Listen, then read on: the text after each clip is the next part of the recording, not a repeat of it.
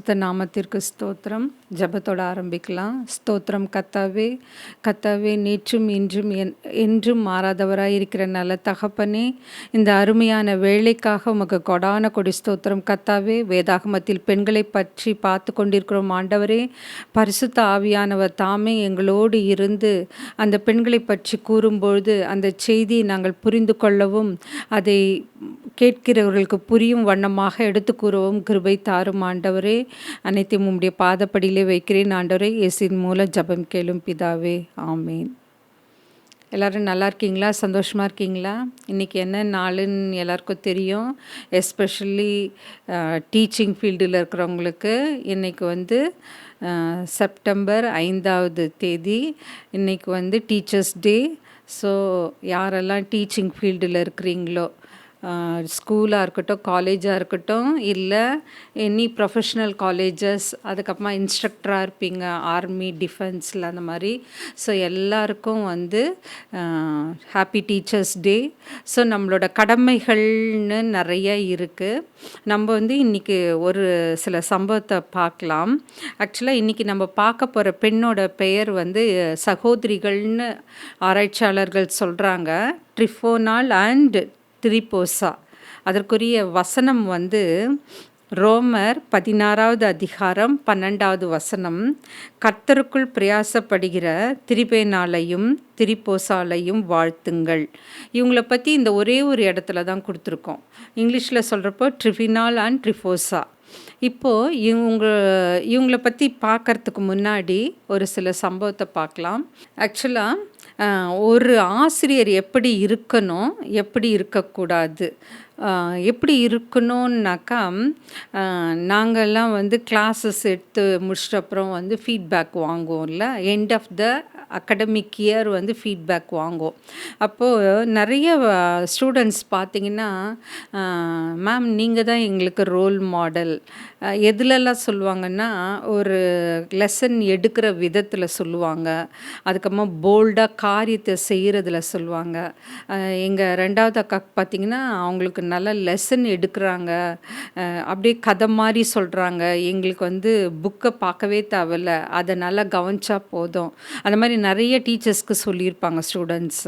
So இந்த மாதிரி role மாடலாக நம்ம இருக்கலாம். அதுக்கப்புறமா ஒரு சிலர் சொல்லுவாங்க, நீங்கள் அந்த ப்ரெசன்ட் பண்ணுற விதம் நல்லா இருக்குது, எங்களுக்கு நல்லா புரியுது அப்படிலாம் சொல்லுவாங்க. ஒரு சிலர் அப்பார்ட் ஃப்ரம் டீச்சிங் நீங்கள் போல்டாக எல்லா காரியத்தையும் எடுத்து செய்கிறீங்க. அதனால் அது நாங்கள் எப்போல்லாம் கஷ்டமாக இருக்கோ, எப்போல்லாம் நாங்கள் சில பிரச்சனைகளை சந்திக்க வேண்டி வருதோ அப்போல்லாம் உங்களை நினச்சிப்போம் அப்படின்னு சொல்லுவாங்க. இது ஒரு ஆசிரியர் எப்படி இருக்கணுன்றது. எப்படி இருக்கக்கூடாதுனாக்கா, நாங்கள் +2 படிக்கிறப்போ எங்களுக்கு ஃபிசிக்ஸ் மேம் ஒருத்தர் இருந்தாங்க. அப்போ என்னென்னா, கிளாஸ்க்குள்ளே வர்றப்போவே பார்த்திங்கன்னா, ஒரு குரூப் ஆஃப் ஸ்டூடெண்ட்ஸ்க்கு அந்த மேமை பிடிக்கும். கிளாஸும் நல்லா எடுப்பாங்க. பட் அவங்க அழகுன்னெலாம் சொல்ல முடியாது. The way she is taking the classes என்னை பொறுத்த வரைக்கும் அது எப்படி இருக்குன்னாக்கா, அவ்வளோ ஈடுபாடே வராது எனக்கு. அதனால் நான் என்ன பண்ணுவேன்னாக்கா, அந்த கிளாஸ் டெஸ்ட் வைக்கிறப்போ, இல்லை அந்த எக்ஸாம், மிட் டேர்ம் எக்ஸாம் அப்படிலாம் வைக்குவாங்கள்ல, அப்போல்லாம் என்ன பண்ணுவேன், நான் லீவ் போடலான்னு யோசிக்கிறப்போ எங்கள் வீட்டில் விட மாட்டாங்க. எங்கள் 2 அக்காவும் என்னை ரெடியாக்கி கொண்டு போய் ஹால் வரைக்கும் விட்டுட்டு வந்துடுவாங்க. ஸோ லைக் அது எனக்கு ஒரு அவர்ஷன் மாதிரி வர ஆரம்பிச்சிச்சு. ஏன்னா நாட் பிகாஸ் ஒரு பியூட்டியாக இல்லை வே ஆஃப் டீச்சிங்காக அதுன்னு இல்லை, லைக் அந்த சப்ஜெக்ட் மேலே ஒரு அவர்ஷன் வர ஆரம்பிச்சிடுச்சு. ஆக்சுவலாக ஃபிசிக்ஸ் ஒரு நல்ல இன்ட்ரெஸ்டிங்கான சப்ஜெக்ட். அந்த லா, அந்த தியரம் அதெல்லாம் புரிஞ்சுக்கிட்டால் போதும், தியரியெல்லாம் அழகாக எழுதலாம் எக்ஸாமில். ஆனால் எனக்கு சில காரணங்களால் பிடிக்காமல் போயிட்டு என்னன்னாக்கா, அந்த இந்த எக்ஸாம் அப்போது பார்த்திங்கனாக்கா, பப்ளிக் எக்ஸாம் அப்போது நான் ஃபிசிக்ஸில் தான் கம்மியாக எடுத்தேன். மற்றதுல எல்லாம் நல்ல மார்க்கு, ஃபிசிக்ஸில் மட்டும் ஐ காட் அரவுண்ட் 70% அப்படி தான் நினைக்கிறேன். எனக்கு அப்போ யோசிப்பேன். ஸோ ஒரு ஆசிரியர் வைத்து வந்து நம்ம என்ன சொல்லுவோம், எனக்கு இந்த பாடம் பிடிச்சிருக்கு, இந்த பாடம் பிடிக்கல. நம்ம வந்து இப்போ வர ஜென்ரேஷன் அந்த ஸ்டூடெண்ட்ஸ் கிட்ட அந்த மாதிரி ஒரு டெண்டன்சியை நம்ம வளர்க்கவே கூடாது. ஏன்னா நம்ம வந்து எல்லா ஸ்டூடெண்ட்ஸ்கிட்டயும் நல்லா இருக்கணும், பார்ஷாலிட்டி பார்க்கக்கூடாது. இப்போ ரீசெண்டாக எங்களுக்கு கிளாஸ் எடுத்த ஒரு யூனிவர்சிட்டியில் ஒரு ப்ரொஃபஸர் இறந்தார். அவரோட கிளாஸஸ் பார்த்தீங்கன்னா அவ்வளோ நல்லா எடுப்பார். ஆனால் என்னென்னா டெய்லி என்ன தான் கொஸ்டின் கேட்பார். நான் வந்து மறைஞ்சு உக்காந்தா கூட உள்ளே நுழைஞ்சோடனே என் பேரை கூப்பிடுவார். எனக்கு அந்த சப்ஜெக்ட் பிடிக்குன்றதுனால ஐ யூஸ் டு ஆன்சர். என்ன கொஸ்டின் கேட்டாலும் நான் ஆன்சர் பண்ணிவிடுவேன். ஆனால் எனக்கு அவர் இறந்துட்டாருன்னு போன வாரம் 2 வீக்ஸ் பேக்குன்னு நினைக்கிறேன். அந்த மெசேஜ் பார்த்தப்போ ரொம்ப கஷ்டமாக இருந்தது. ஏன்னா அவ்வளோ அருமையாக கிளாஸஸ் எடுப்பார். எல்லாருக்குமே பிடிக்கும் அந்த way he takes the class. அந்த மாதிரி நம்ம வந்து ஆசிரியர்களாக இருக்கும் பொழுது நம்ம என்ன பண்ணணும்னாக்கா, நம்மளோட கவனம்லாம் அந்த பசங்களுக்கு எப்படி அந்த பாடத்தை நம்ம சொல்லித்தர போகிறோம், அப்புறமா அவங்கள வந்து எப்படி நாட் ஓன்லி டீச்சிங்கு, அது இல்லாமல் அவங்களுக்கு வந்து எப்படி மாரல் இன்ஸ்ட்ரக்ஷன்ஸ் கொடுக்கறது, அந்த பிள்ளைகள் எப்படி வந்து டெவலப் பண்ணுறது, எப்படி ஒரு ஜாபில் போய் ஜாயின் பண்ணுறது, அவங்களுக்கு இருக்கிற பயம்லாம் எப்படி வந்து நம்ம தெளிய வைக்கிறது, அதிலெல்லாம் கூட நம்ம கொஞ்சம் கான்சென்ட்ரேட் பண்ணால் நல்லது. ஸோ இன்றைக்கி பார்க்க போகிற அந்த பெண்கள் வந்து ரோமர் 16வது அதிகாரம் எடுத்துக்கோங்க. 12வது வசனம். கர்த்தருக்குள் பிரயாசப்படுகிற திரிபேனாலையும் திரிபோசாலையும் வாழ்த்துங்கள். இந்த ஒரே ஒரு இடத்துல தான் இவங்க பேர் குறிப்பிடப்பட்டிருக்கு. அது கூட பவுல் வந்து பாராட்டிய பெண்கள் இவங்க 2 பேரும். இவங்கள பற்றி எடுத்துக்கிட்டிங்கனாக்கா, இவங்க வந்து ரோமானிய பெண்கள், கிறிஸ்துவ சகோதரிகள். இவங்க வந்து நவம்பர் 10 1960 வரை அவங்கள வந்து ரோமானிய தியாகிகள் என்று நினைவு கூர்ந்தார்கள், இந்த 2 பெண்களையும். அதுக்கப்புறமா வந்து அவங்க வந்து புனித பெண்களாக கருதப்பட்டனர். அவங்க வாழ்ந்த இடம் பார்த்தீங்கன்னா லிக்கோனியாவில் உள்ள இக்கோனியத்தில் இந்த 2 பெண்களும் புனித பெண்களாக கருதப்பட்டனர். இப்போது இவங்க வந்து பவுலோட பிரசங்கத்தை கேட்டவா அதில் மூலமாக கிறிஸ்துவை பற்றி அறிந்து கொண்டு, ஏன்னா கிறிஸ்துவை வந்து கிறிஸ்துவை வந்து தெரிஞ்சுக்கிறது வேற, ஆனால் பரிபூர்ணமாக தெரிந்து கொண்டு அவர்களுடைய அந்த கிறிஸ்துவ பணியில் முன்னேற்றம் அடைந்தார்கள். அதுக்கப்புறம் பார்த்திங்கனாக்கா, இவர்கள் வந்து எப்பவுமே இவங்களை குறிப்பிடுறப்போ ட்ரிஃபோனால் அண்ட் ட்ரிஃபோசா அப்படி தான் சேர்த்து சொல்லுவாங்க. ஸோ அவங்க வந்து ஒருவேளை இரட்டையர்களாக இருக்கலாம், இல்லை சகோதரிகளாக இருக்கலாம், இல்லைன்னா உறவினர்களாக இருக்கலாம் அப்படின்னு வந்து ஆராய்ச்சியாளர்கள் சொல்லுகிறார்கள். அதுக்கப்புறமா இவங்களுக்கு இடையில் வந்து நிறைய காரியங்கள் ஒற்றுமையாக காணப்பட்டது. முதல்ல பார்த்திங்கன்னா அவங்க கிறிஸ்துவுக்காக வாழ்ந்தார்கள். அதுதான் அவங்களோட சிறப்பான காரியம். என்னென்னா கிறிஸ்துவுக்காக வாழ்ந்தார்கள். இப்போ இந்த செய்தி கேட்டுக்கொண்டு இருக்கிற நம்மள எத்தனை பெண்கள் வந்து கிறிஸ்துவுக்காக வாழ்கிறோம். அதை நம்ம இந்த பெண்களை பற்றி நம்ம படிக்கும் பொழுது நம்மளை நாமே வந்து சோதித்து பார்த்து கொள்ள வேண்டும். நம்ம வந்து கிறிஸ்துவுக்காக வாழ்கின்றோமா? 2வது பார்த்திங்கன்னா அவங்க வந்து ஆத்தும பாரம் கொண்டவர்களாக காணப்பட்டார்கள். நம்மளோட முக்கியமான கடமை என்னென்னா, ஒரு ஆத்துமாவை வந்து கிறிஸ்துவுக்குள்ளே கொண்டு வரணும். இப்போ ஒரு நாளைக்கு ஒரு ஆத்துமானா வருஷத்துக்கு யோசித்து பாருங்கள், 365 ஆத்துமாவை நம்ம கிறிஸ்துவுக்குள்ளாக கொண்டு வரலாம். அப்போ அதுக்காக நம்ம என்ன வந்து பிரயாசப்படுறோம். ஆனால் இந்த பெண்களுக்கு வந்து ஆத்தும பாரம் கொண்டவர்களாக காணப்பட்டார்கள். அப்புறம் ரோமாபுரி திருச்சபையின் ஊழியர்களாக காணப்பட்டார்கள். அதுக்கப்புறமா இவங்க வந்து ஆண்டவருக்கு நற்பணி செய்தார்கள். அதன் மூலமாக அவர்கள் வந்து பிரசித்தி பெற்ற பெண்களாக காணப்பட்டார்கள். அதுக்கப்புறமா கர்த்தருக்குள் பிரயாசப்படுகிற பெண்களாக வாழ்ந்தார்கள். அதனால தான் பவுல் வந்து அவர்களை வாழ்த்தினார்கள். அப்போது பவுலால் பாராட்டப்பட்ட பெண்களில் இவங்களும் ட்ரிஃபோனால் அண்ட் ட்ரிஃபோசா இவங்க 2 பேருமே. அதுக்கப்புறம் பார்த்திங்கன்னா இவங்களோட அந்த வரலாறை பார்த்திங்கன்னா இவங்க வந்து ரோமபுரியில் பிறந்த உயர்ந்த குடும்பத்தில் பிறந்தவர்கள். இவங்க வந்து அந்த உயர்ந்த குடும்பத்தில் பிறந்திருந்த காரணத்தினால அவங்களுடைய வாழ்க்கை முறை எப்படி இருந்ததுன்னா நேர்த்தியாக காணப்பட்டது. அதுக்கப்புறமா நல்ல பண்பாடு உள்ளவர்களாக காணப்பட்டார்கள். அதுக்கப்புறமா அவங்க என்னதான் உயர்ந்த குடும்ப பின்னணி இருந்தாலும் சுகபோக வாழ்க்கையை வந்து அவங்க வந்து அதை வெறுத்தார்கள். இப்போ நிறைய இதை வந்து கிரிட்டிசைஸாக எடுத்துக்காதீங்க. நிறைய இப்போ ஊழியம் செய்கிறவங்க வந்து எப்படின்னா சுகபோகமாக வாழணும்னு நினைக்கிறாங்க. அப்புறம் அவங்கக்கிட்ட பார்த்திங்கனாக்கா சஃபஸ்டிகேட்டடாக இருக்கணும். இப்போ ஒரு இடத்துக்கு போனாக்கா முதன்மையாக கருதப்பட வேண்டும் அப்படின்னு நினைப்பாங்க. அதுக்கப்புறமா அவங்களுக்கு வந்து ஒரு சிலருக்கெல்லாம் வந்து காரு ப்ரொவைட் பண்ணுவாங்க. அதுக்கப்புறமா எங்கேயாவது போய் ஸ்டே பண்ணோன்னா ஏசி ரூமு, அதுக்கப்புறமா இந்த மாதிரி நல்ல வசதிகள்லாம் அவங்க வந்து வேணும் அப்படின்னு சொல்லுவாங்க. ஆனால் ஒரு சிலர் பார்த்திங்கன்னா எங்கள் அம்மா சிக்காக இருந்தப்போ கிராமத்துலேருந்து ஒரு ஊழியக்காரர் வருவார். அவர் வந்து சைக்கிளில் தான் வருவார். ஒயிட் அண்ட் ஒயிட்டில் வருவார். சைக்கிளில் தான் வருவார். அவர் வந்து அவ்வளோ நல்லா எங்கள் அம்மா கூட உட்காந்து பேசி, அம்மா அப்போ பெட்ரிடனாக சிக்காக இருந்த அந்த காலகட்டத்தில் அவங்களோட உட்காந்து பேசுவாங்க. அப்புறம் அவங்களுக்காக ஜெபிப்பாங்க. ஆனால் அம்மா வந்து இறக்கும் அந்த சில நாட்களுக்கு முன்பாக அவர் வந்து ப்ரேயர்லாம் பண்ணிவிட்டு கடைசி அவர் சொன்ன வார்த்தை, இனிமே நீங்கள் வந்து அம்மா வந்து உங்களிடத்துலேருந்து எடுத்துக்கொள்ளப்பட போகிறாங்க. அதனால் நீங்கள் வந்து கர்த்தர்கிட்ட போய் எங்களுக்கு எங்கள் அம்மாவை கொடுங்க அப்படின்லாம் நீங்கள் போராடாதீங்க, அவங்களோட வாழ்நாள் முடிந்து விட்டது அப்படின்னு வந்து எங்ககிட்ட போகிறப்ப சொல்லிட்டு போனார். அப்போது எங்களுக்கு வந்து ரொம்ப வேதனையாக இருந்தது.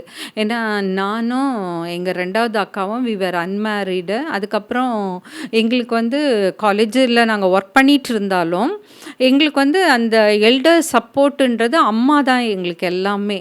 நாங்கள் இந்த அளவுக்கு படித்து முன்னேறி ஒரு நல்ல போஸ்டில் இருக்கோன்னா it's because of our parents தான். அதனால எங்களுக்கு வந்து அவங்கள ஆஃப்டர் ரிட்டையர்மெண்ட்டு அவங்கள நல்லா பார்த்துக்கணும், அவங்களுக்கு நல்லா அவங்க எங்கெல்லாம் போகணுன்னு ஆசைப்படுறாங்களோ அங்கெல்லாம் கூட்டிகிட்டு போகணும் அப்படின்லாம் நாங்கள் ஆசைப்பட்டோம். ஆனால் அது நடக்காமே போயிடுச்சு கடைசியில். ஆனால் நம்ம வந்து அந்த கர்த்தருக்காக ஊழியம் செய்கிறப்போ எல்லாரும் சொல்லுவாங்க, நீங்கள் வந்து ஃபஸ்ட்டு அந்த ஊழியத்துக்கு ஒப்பு கொடுக்கணும் நம்மளை. அதுக்கப்புறம் 2வது பார்த்திங்கனாக்கா எந்த ஆசையும் நம்மக்கிட்ட இருக்கக்கூடாது. பொருளாசையோ பண ஆசையோ இல்லை மக்கள் மீது ஆசையோ. ஏன்னா முதலாவது வந்து நம்ம கர்த்தருக்கு தான் மகிமையை செலுத்தணும், கர்த்தருக்கு தான் முக்கியத்துவம் தரணும்.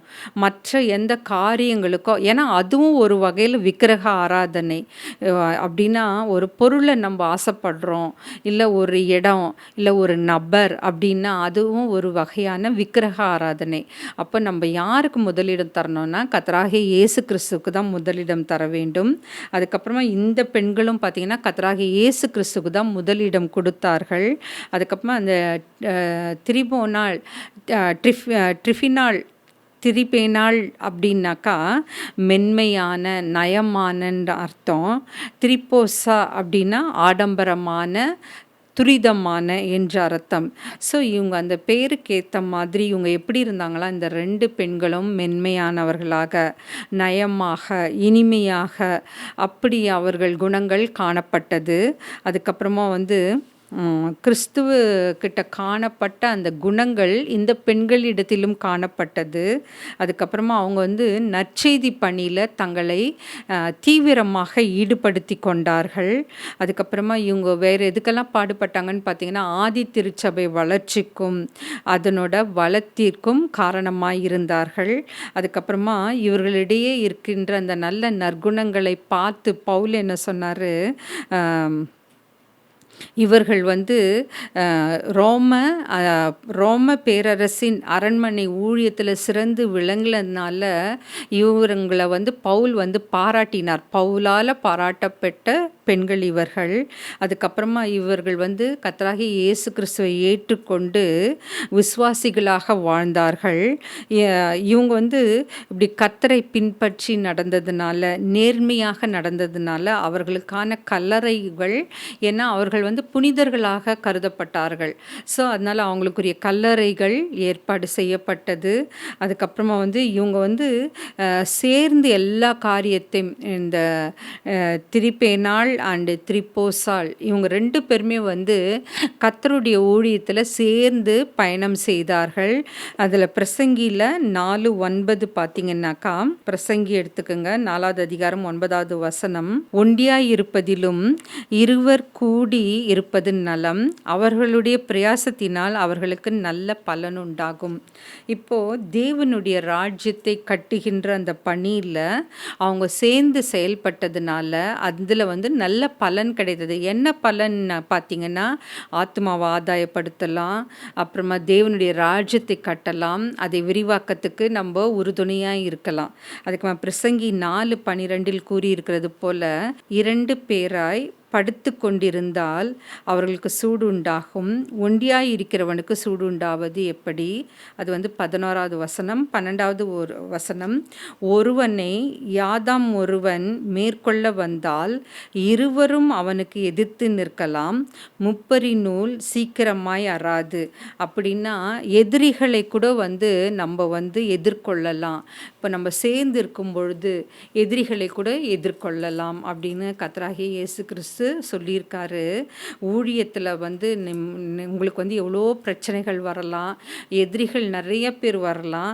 அப்போ நம்ம இணைந்து வாழும்பொழுது பரிசுத்த ஆவியானவர் துணையுடனே நாம் அதில் வந்து வெற்றி காண முடியும், எதிரிகளை சந்திக்க முடியும். அதுக்கப்புறமா வந்து தேவனுடைய ஊழியம் செய்யும் பொழுது நம்ம எப்படி இருக்கணும்னா, உடன் ஊழியரோடு சேர்ந்து செயல்பட வேண்டும். தனியாக போய் நம்ம எந்த ஒரு காரியத்தையும் செய்ய முடியாது. தனியாக ஜெபம் பண்ணலாம், அதுக்கப்புறமா தனியாக பாட்டு பாடலாம். ஆனால் ஒரு எல்லாரோடையும் சேர்ந்து ஜெபிக்கும் பொழுது அதற்கு நல்ல பதில் உண்டு.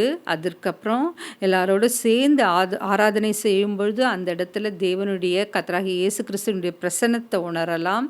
பரிசுத்த ஆவியானவரால் எழுப்பப்பட்டு அங்கே எழுப்புதல் நடைபெறும்.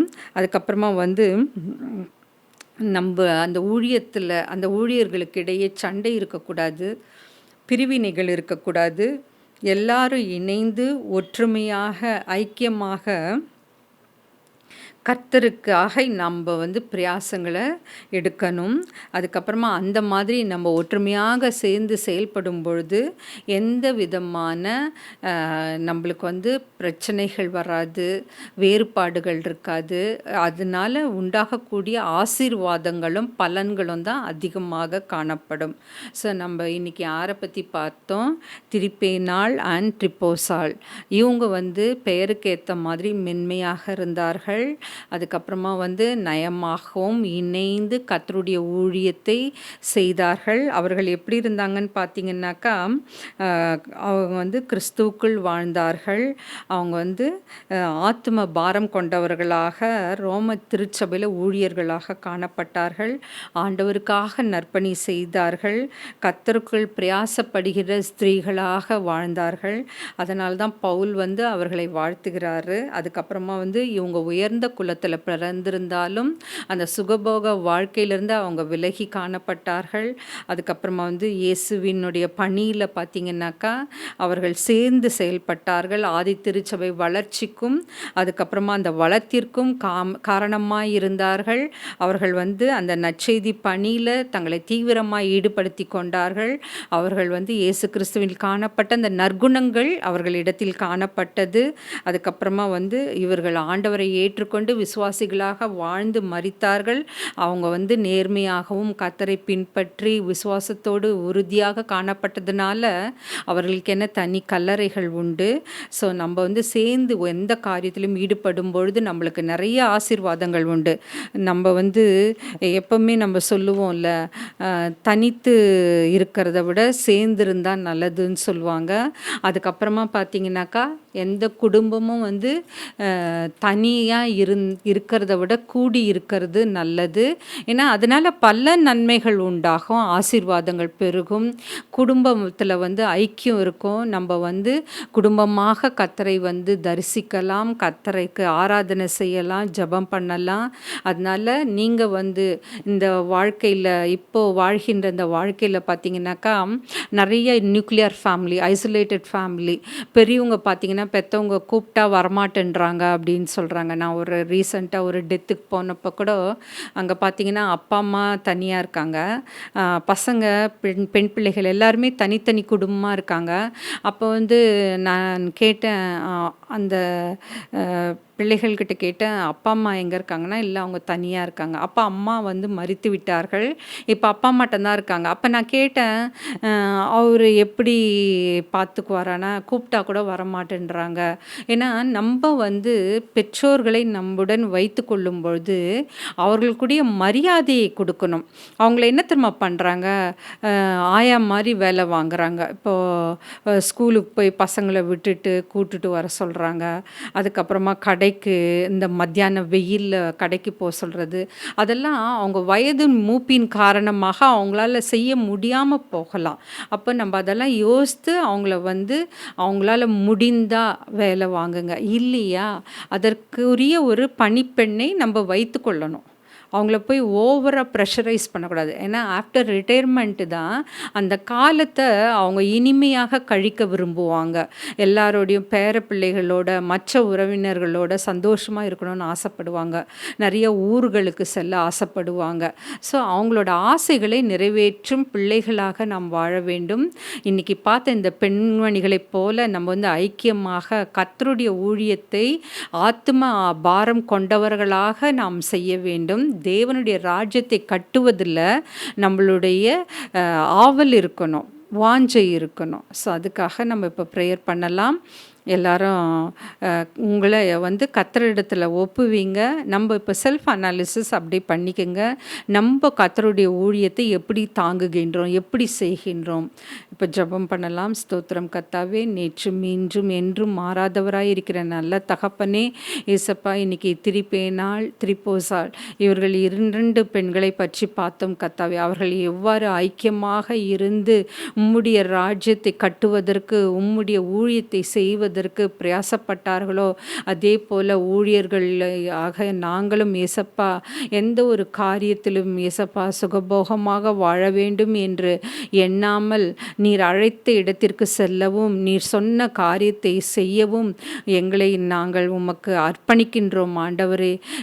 நீர் எங்களை எடுத்து கையாளும் ஆண்டவரே. இதோ இந்த செய்தியை கேட்டுக்கொண்டிருக்கிற ஒவ்வொருவரையும் உம்முடைய பாதப்படியில் வைக்கிறேன் ஏசப்பா.